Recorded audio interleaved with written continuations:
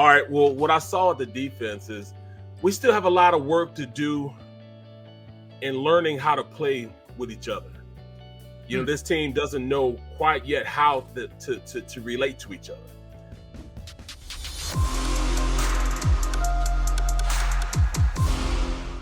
Anyway, all right. Dad's deals. Yeah, I did watch the All-22, and when I watched the All-22 fellas.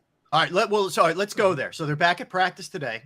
Minnesota's on Monday. We know that. We know the Vikings handle the Packers pretty sound. One of the things we're going to do today is we're going to look back at the Vikings game, what they did against the Packers. Yes. We are going to dive into the Eagles and kind of look at we have Shil Kapati at 1:00. We'll do some Phillies. We will also look back at the NFC East. We call it the NFC East Watch, which we do each and every Thursday. We'll look back at how the three teams in the NFC East did besides the Birds. Tell us, Barrett, give us your impressions of the All-22, which means that's what the coaches and the players watch. You can see everything. It's not the TV broadcast. You see it all unfolding. It depends on where you want to tell you about the Eagles. Or you want me to tell you about Minnesota? Talk about the Eagles first. All right. Well, what I saw at the defense is we still have a lot of work to do in learning how to play with each other. You know, this team doesn't know quite yet how to relate to each other. That's why, remember when I was telling you guys that the best thing that this defense could do when they required CJ Garner-Johnson was to leave him at slot. And I told you guys before, I thought he was a better slot than Avonte Maddox anyways. Yeah. But leave him there at slot, move Avonte back to safety because Avonte knows the defense. He's been a part of the defense, and it'd be a smoother transition because all he has to do is just reverse what he's done. He knows where his help was, and he would play to his help where the safety would be. Right. So he would think, all right, well, I just got to do reverse of what I did. I got to be his help because where I thought the help was, that's where I need to be at. Long story long, he just doesn't know the run fits. A lot of the times, with the trapping and everything, when linebackers not filling, it was also a lot of the times CJ was down in the hole, but did not know how to have leverage in where he was supposed to be at. He didn't go too far in or not come in far enough. Sometimes you got to go shoot your shot and go get the guy. Sometimes you have to wait and rally the troops and wait for somebody to come. Those are all things you learn from being in the defense. Right. I understand they're going to take their bumps and bruises with him being there, and eventually he's going to be a really good safety for this team. But why do it that way when you can have him in there at a position of strength there, and at the best, he's the best slot corner we have. Yeah. It just didn't make sense to me. Well, I'm sorry. Go ahead, finish your point on that because I wanted to ask you about another defensive back who people think may have had a good game, but maybe he didn't. But go ahead with your thoughts there. Yeah, so Avonte played well, but they took advantage of people not knowing where they're supposed to be at. And that's what made this, it made it look even more glaringly bad because the missed tackles because they weren't where they're supposed to be at. And we just need to run out and do better in tackling, period. So that's my synopsis of this. But it's like I said, Barrett, earlier, when you have that many new bodies starting, not just role players, but starters on the defense, and you don't play together much in a preseason. And we all know, I don't care if they did have controlled scrimmages with other teams and controlled scrimmages against each other. It's a whole nother ball game when you hit the ground running. When you say on your mark, get set, go to start a regular season, it's amped up twofold compared to what you go through in a training camp. And these guys are still trying to get comfortable. People talk about yelling out signals, but on both sides of the ball, there's that unspoken word when you can look at somebody and know where they're going to go and you're going to go, that they still have to build that chemistry yet. It's not there. People don't understand. They don't understand the value of the unspoken stuff. Like I know when even look with us, the three of us working together, we know we can go in on the top. We know we got to stop. We got to, allow, we know when it's go on. Yeah, all that stuff. You know what I'm saying? We know when Rob wants to push, keep it going, and and we make him mad. He doesn't get mad and look mad, but he's mad, so we know we better chill out. What my wife said. Rob is very good at just maintaining that stoic look about him. And just keep going. I said, yeah, Barrett and I try to push the envelope every now and then. And Rob is just very stoic and very professional. And he's dealing with two class clowns. And I'm sure he's thinking, and I signed up for this mess. Yeah. He's like, they know Xander wants me to keep going. Thank God there isn't thought bubbles. That's all. One of those deals. Yeah. Thank God. No, but Barrett, you're right, and that is something we talked about leading up to the game. You're talking, even though they're good players, it's a lot of new players, man, and it's a lot to get used to. Speaking of that, I wanted to hit you with this because there's a differing school of thoughts on what kind of game he had. So Bradbury had the pick six, no question. That was sweet, right? Yes, he but did. I didn't watch all 11. I just watched the game broadcast again. He had a tough game, man. I thought. Yeah. He did. Knowing when to stay with a guy, crossing the field when you're in man-to-man, knowing where your help is. All those things come with guys understanding where they fit in the defense. Yep. And that's hard, man. It's hard because if you don't know, it'd be like an offensive lineman, and they've called Luke big. Luke means the left side. We're going to fade the center to the left side, and they block man, and big on the backside. Big meaning the two big men. They got to block the three technique in the end. You say Luke big, and they have the center. I mean, the nose guard then flips sides, and he flips over to the right side, and we're already going Luke. Now, the left guard thinks that he has help because the center's going that way. Well, since that center, the nose guard went to the other side of the center, if he can't call out, that he done that, it's got to go to Ray Big now, so it flips it. If he does that, that center still thinks, that guard still thinks that he has help with the center coming to the left. Now they've got three on the big side, and the three brings the center with him. So that's a tough call for the guard, no understanding where he needs to go. So if you don't know, then somebody's going to come scot-free, and that's what happens sometimes. And on the defensive side of the ball, if they're in a zone coverage, and all of a sudden that wide receiver in front of him, he runs a 9 route, even though they're in zone, it changes the responsibility that corner now is cover 3. That corner now has to carry that guy all the way back like it's man-to-man. So even if he goes up and he stays in the 9 route, but then he turns around and he runs a drag across, he's got to follow that drag because he came and he crossed his face. He's got to stay on that outside receiver, even though he's crossing the field. So if he doesn't know that, it's hard for a defense. Now a guy's running scot-free. That's exactly what happened against Green Bay a lot of the time because they didn't know what the hell they were doing also. Yeah, Green Bay against the Vikings. But see, in Green Bay's case, you had a bunch of guys that played together already. There was no excuse for that. Those guys have played together. Whereas in the Eagles' case, you had 2 new secondary personnel back there. That's a big difference. Yeah. 2/4 of your secondary was new. And one guy only got here like 10 days ago. Yeah, Tracy Gardner-Johnson, So that's a big difference. Green Bay had no excuse for letting Justin Jefferson run scot-free wide open over the middle of the field all day. Barrett, how about watching the All-22 Reddick? Like, what was your sense there? Is he just still not – is he not being used right, or is he still thinking too much out there rather than reacting? That's exactly what he's still thinking. What is he supposed to be doing? Even when he's being a pass rusher, he's still thinking on how he's going to do it instead of letting things just naturally come to him. Like he has a second and third move that he didn't even use. He's trying to go with the first move, and once he got with the first move, it's like, all right, he stopped me. Then he starts looking around like, all right, what am I going to do now? That's not his game. When you're a pass rusher, just go, get there. You know what I'm saying? Get there. And you can tell he's just thinking too daggone much, man. Way too much. I think I got a bad feeling. The scheme that Gannon is using him in is not conducive to his skill set. Derek, I've been worried about that all off season. He is a particular kind of guy. He's got to be used particularly. And, people, maybe Eagles fans don't want to know this, but he looked like he was going to be a massive bust early in his career in Arizona. Now, he did. They finally listened to him when he's look, this is what I do best. And then they let him loose, and then he crushed it, and he did really well in Carolina, but he has to be used the right way. He's not your traditional just go tee off at defensive end guy. Now, and Rob, when we had Silly on the other day, and he said Reddick is not a run defender; he's a pass rusher. Yes, that's a red flag for me. That's a red flag because if you don't stop that run and force these teams to pass, then you're neutralizing what you brought him here to do, basically.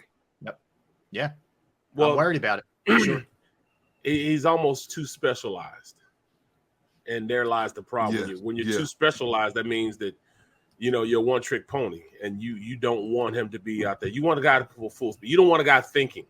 You know what I'm saying? You don't want him thinking at all. You want him just reacting, reading, reacting. When things become second nature to you, it makes it easier for you to go out there and accomplish what you need to accomplish. Second, that's why you have to have the offensive line playing together so they become almost homogeneous in how they think. Everybody's thinking the same way. We see this, and we've seen it happen before. We've seen this. So my eyes go exactly. There was times where I'd sit back on my defensive end, and I see him stop. So when I see him stop, my eyes will go inside. Like I know somebody's coming in. So I look inside, but still keep my hand out. Look inside to make sure that the tackle's not coming up, try to blast me, and then the end drops around and goes inside. But that's a feel with you and your guards. It's like bam, bam. So I'm looking inside, keeping an eye on him. My body's on him, so I can read and react. Just like at the linebacker position. All right, somebody goes away. There's going to be somebody coming in the field where somebody just went away. That's why linebackers have to be instinctive. Once you see this happen, his key happens, bam, hit it going downhill. Don't worry about anything else. Your reads are your reads. You might get, caught up in the wash as far as in the play action, but hey, that's what you pay those guys in the secondary to do, to cover. So Barrett, when you talk about Reddick, now it makes me wonder, why is he with his third team in 3 years? I don't know. See, I think it's and Cilio brought that up, and I'm like, I never looked at it like that. You're talking about a guy, huh? Yeah, some of it's money with Carolina. I don't know, Rob, because if you want somebody bad enough, teams know how to get you under the cap. They know how to get you in. Listen, I agree. I ultimately you're right, but we take it for granted that everybody can manipulate the cap like Howie, and some teams That's true. that adept at doing. But I hear you. It's fair. It's a fair question for sure. Yeah, I worry too that like Gannon's not up to the task with being able to utilize him the right way too. I don't know, man. Like I come out of Sunday, man, worried about the way things are being run defensively. Barrett, am I overreacting? No, not right now. You're not overreacting at all. You're just telling the truth right now, and sad to say that's what happens, man, when you have new guys come in, and Gannon is a smart guy, but being a leader of men, you got to know how to maximize the potential of each guy that you have there. Mm-hmm. Does it always work out? No, and this may be one of those times where it's going to take a little longer than we thought of guys meshing together. There's no way that we shouldn't have had Davis on the field on first down, every first down to stop the run. Mm-hmm. There's no way we shouldn't have had that. Especially when we started leaking early. When you start leaking oil early, second play, that means that you got to stop. You got to stop the leak. You got to fix that leak. And he could have went in and fixed that leak. Run a defense that would help you fix that. If he doesn't play on first down this next game, it's going to be a real problem. Chris D. Wheels are falling off the game. No, Chris, they're not off yet. We're still in the shop right now. They got a few holes in the wheels. Got holes in the spokes though. The spokes are cracking. I got the mechanics working overtime, man, and we're going to get everything straightened out. I will say this. This is not the week to be doing this sort of figuring this thing out on the fly with this Vikings team. Yeah, you don't want to be ciphering like this. You want to already have the keys, the answers to the test already. That's what you want, Yeah. So, am I like, Oro, what are we going to do? Woe is moon. It's not doomsday. No, it's none of that. It's not like we're out trying to can everything. You know what I'm saying? We got to can all this stuff. No. We're not canning anything. We're just sitting back. We're just fine tuning it now. It's not like my mom. My mom's a doomsday prepper. We're not doomsday prepper right now. We're not canning. Right. We're not at that point. We may be out there smoking a couple things, but we're not doing that. Well, all right. So that the defensive side, flip to the offensive side. What your takeaways are from the All-22, wherever you want to go with it. I mean, I know we all know AJ Brown went nuts. What's your sense generally about the offense? That teams are going to do that. They're going to blitz us and make Hurts go out there and win the game. Okay. They're going to make Hurts go run. And what they're going to do, they're not going to be pass blitzes. They're going to be run blitzes. They're going to be blitzes that are going to come up. They're going to test the A gaps and B gaps. And on the outside, they're going to keep them bottled up on the inside. We call it mush rushing, when defensive ends just come up the field and just boom, hit you. And once they get to the same level as a quarterback, they're going to slow down and try to press the pocket, keeping, small rush lanes so we can't just run through and make plays like he did last time. They're going to keep them confined, but they are going to run blitzes up the middle to stop the run. So we call those run blitzes, not to stop the pass, but stop the run and make him go over the top and get it to those receivers. They want to make believers. Barrett, how many? We know he did amazing things with his legs and threw pretty well for the most part. Were there opportunities downfield where he should have thrown when he took off? I don't mean the ones where he just minimal had no chance. Yeah, okay. Minimal. Right. Everybody's saying, "Oh, you can do it." No, it's not that he didn't go through his reads. There were people in his face as soon as the ball was snapped. Yep. Aaron Glenn was so aggressive. He was very aggressive. Mm-hmm. So because of that, as soon as the ball was snapped, there was somebody in his face that was a hot read. So he was able to do it.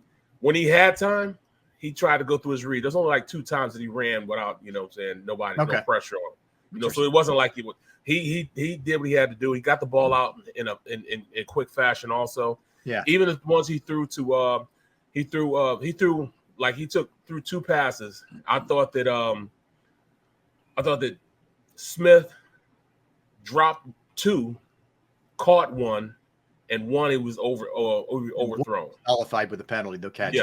Yeah, that catch was nullified with the penalty. Then he dropped 2 passes also. And then one of them, he was just overthrown by Hurts. It was Hurts' fault. Okay. Hey, what do you guys make of this? So Kevin O'Connell is the Vikings coach, first-year coach. He was the offensive coordinator with the Rams last year. He declined to talk to the Philadelphia media today. Ooh, wow. Strange. Disrespectful. That's disrespectful. Yeah, it is. Because every coach has a session with the out-of-town media. Yeah. Second game of his NFL career as a head coach, and he's declining? Kind of a weird move, no? That's not a weird move. That's disrespectful. Yeah. He said, bleep you, Philadelphia. That's what he did. That should be a fine. In all actuality, that should be a fine. Exactly. Aren't they required to talk to the opposing city? I don't know if it's mandatory. I don't know. You might be right. Have you ever seen that happen before? I've never seen it happen before. Oh, I did. If it did, I can't remember it in recent years. I'm sure it has, but I'm just not. I can't recall exactly. Right. That sounds like something Belichick would do. Yeah, right. But Belichick seen it happen, can do that. You know what I mean? He's got gravitas. This guy's in his second game as a head coach. I don't know. I just maybe I don't know how much fans like. I think fans probably don't care about that kind of stuff. I just find it kind of weird. Yeah, kind of weird. Why? Yeah. What did Philadelphia do to you? Like, are you worried about revealing secrets? Is that what? Wow. And also, guys, I was worried about Minnesota at first. I'm not as much worried about Minnesota now. So you feel like it was more Packers poor play than it was? That's exactly what it was. Good more Vikings. Packers, and it not even that. It was more so Green Bay played. I mean, that didn't even look like a NFL team at some times, man. Mm-hmm. Like on offense, they were dropping touchdowns. Yep. Christian dropped a touchdown at the beginning of the game. And they botched the 4th and goal. Yes. And I mean, they just played bad. Even Rodgers played bad. A-Rod played bad. Yeah, he admitted. He came out and said it, So it's more so, I'm thinking more so they put a bad product on the field. Not taking anything from number 2. Minnesota. Number 2 is real. That's my biggest threat, number 2. You know what I'm saying? He is the real deal. He can run that pill, man. He can definitely run that pill. I was surprised. Yeah. Number 2 is that dude. You know what I'm saying? He will definitely take a deuce on you if you let him. I wonder. He will take a deuce on you if you let. You've been hanging out with Jalen Hurts again? Yeah, Hurts, AJ, all those guys. Just flush it. Don't look back. I want obviously Jefferson's going to be the focal point. And we'll get into this more in a second, but I just Thielen didn't do much. I wonder how he's looking to bust out this week. He's got to be. That's what scares me. Because you put so much emphasis on playing some, you got to play somebody over the top on Jefferson. You put so much emphasis, all of a sudden Adam Thielen pops up and he's got 150 yards catching. That's what scares me. Yeah. Well, now I wouldn't say now it was past 4 years. I would say yes, that would bother me. But I believe in Bradbury and I believe in Slay. They'll get the job done. Okay. They'll get the job done. So I need to know. Are you going to play Jefferson one-on-one? I would. What? Wow. No. Just throw Slay on him and have somebody over the top. Over the top. Okay, I agree with you there. Because here's what concerns me. I don't think the Eagles, just with this 4-man rush, can get home. Minnesota has 2 really good tackles. They got Christian Darrisaw, who was a first-round pick, and on the other side, they got a guy named Brian O'Neill. Yep. They have 2 really good that's tackles. Delaware kid right there, Gunner. Yes, He's representing your state. That's right. Yeah. And both of them are solid bookend tackles. Well, and your reason 4-man rush can go get, reason I say that is they're going to have to run same way that they're going to run blitz against us. We're going to run blitz against them. We have to have a defender in the box to stop Cook, and we're paying our secondary a lot of money, a lot of money to go out there and play. So I believe Bradbury ain't getting a lot of money, but you know 10 million. What did 10 million not be a lot of money? He's good. If he plays well, he's going to get paid. Hey, that's chump change in the days. But when you look at what DBs are making now over the last year, the contracts they've got, hey man, that's pocket change, man. That's not a lot of money. No, I hear you. I played 12 years. I played 12 years and barely made that. I know, man. I know. It's amazing how times have changed. All right, we come back. We'll dig a little bit deeper into the Vikings. We didn't get a chance to get to this because we had so much else going on. We'll do our top 10 offensive players of the week. Where are we doing that? Where are we doing it? We're going to do it combo effort. That and break down the Vikings when we get back. All right. Gunner, we're coming out firing. Rob telling poop stories and I know. You're welcome. You're welcome, America, and everywhere. I got other cups here. It's good, man. I play hurt, man. You know what I mean? It doesn't matter. Hands are all banged up. Let's go. We're all good. All right. Here we go, Rob. When we get back. Shield Kapadia coming up for the Ringer at 1:00. Don't go anywhere. Barrett Brooks, Derek Gunn, Rob Ellis. We're Sports Take, JAKIB Sports YouTube Network. All right, let's talk Jim Murray. And let's talk Principal Financial Group because, finances can be scary, how to invest your money. If you're not quite sure, you're not a financial expert. I know I'm not. I needed all the help I can get. I found the right person in Jim Murray and Principal Financial Group. Whether it's retirement planning, 401k review, IRA, you just set up a small business on your own and you're trying to figure out employee benefits, any of those kind of things, Jim can help you with. And if you're not really sure, you give him a call and he can help you. All right, 610-996-4751. That's 610-996-4751. That's how you can reach him. Now, for me personally, I've entrusted my IRA, my 401k rollovers with Jim, and I couldn't be any happier. Again, 610-996-4751. You want to email. His email is Murray, MURRAY.Jim@principal.com. That's Murray.Jim@principal.com.